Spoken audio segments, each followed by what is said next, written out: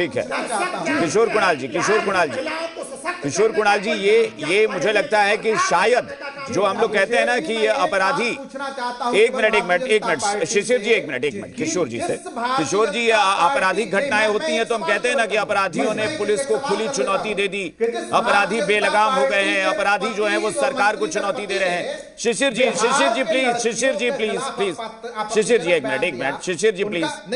एक मिनट जरा मैं पीयूष जी, किशोर जी से सवाल ले रहा हूं। किशोर जी, ये अपराधी जो चुनौती देते हैं तो हम लोग चर्चा तो करते हैं, लेकिन राजनीतिक पार्टी चुनौती दे रही है तो ये तो और बड़ी चिंता का विषय है। भाई मैं बार बार कह रहा हूं कि उद्धव ठाकरे की पार्टी के नेता बैठकर इसी मंच पर बार बार ये चुनौती दे रहे हैं कि कार्रवाई कीजिए। अब इससे ज्यादा बेलगाम गुंडागर्दी तो नहीं हो सकती कि जिस मंच पर इनके नेता बैठे हुए थे, तालियां बज रही थी, वही पार्टी आकर यहां कह रही है कि कार्रवाई करिए अगर हम गलत हैं तो। देखिए अभिषेक जी, जिस प्रकार से अपराधियों को पुलिस इलाज करती है और उद्धव ठाकरे या राज ठाकरे जैसे व्यक्ति जो विभाजन के दम पे, नफरत के दम पे सियासत में सफलता पाना चाहते हैं, ऐसे लोगों को जनता इलाज करेगी।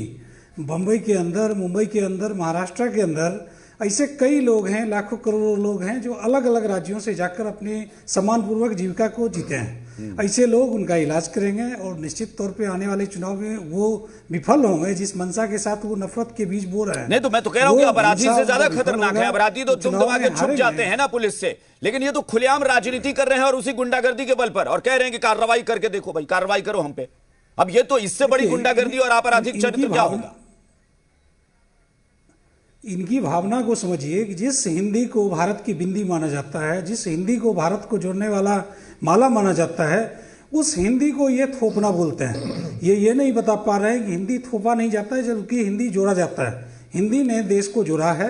अलग अलग प्रांत से आने वाले नेताओं को, कर्मचारियों को, अधिकारियों को हिंदी एक ऐसी भाषा है जो मजबूर करती है कि आपको एक भारत, नेक भारत, श्रेष्ठ भारत के परिभाषा या परिपाटी को बनाए रखना है। तो बिल्कुल स्पष्ट है, जो भी लोग नफरत के बीज बोएंगे उन्हें जनता इलाज करेगी।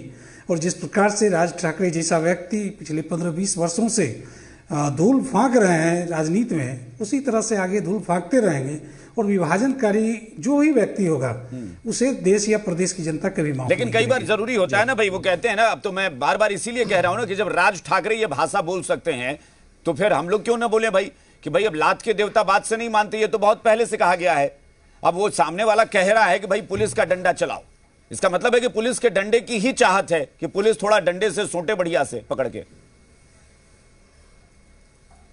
नहीं देखिए, ये राजनीति के लायक है ही नहीं। इस तरह के लोग जो इस प्रकार की भाषा का इस्तेमाल करके नफरत के बुनियाद हम लोग क्या बोलते हैं ना, किशोर कुणाल जी, हम लोग क्या लोकल भाषा में बोलते नहीं है, थेथराई टाइप की, तो वही थेथराई वाली भाषा है ये। तो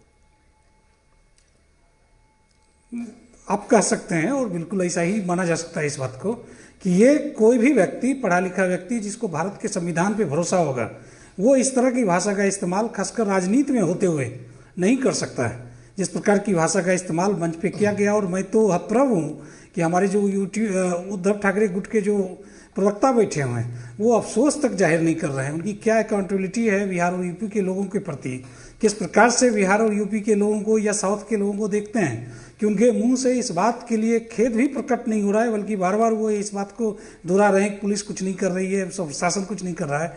बल्कि एक दल के नाते उन्हें खेद प्रकट करना चाहिए था और बताना चाहिए था कि जो भी हुआ दुर्भाग्यपूर्ण हुआ। बिल्कुल। डॉक्टर संजय, मैंने इसीलिए अपराधियों से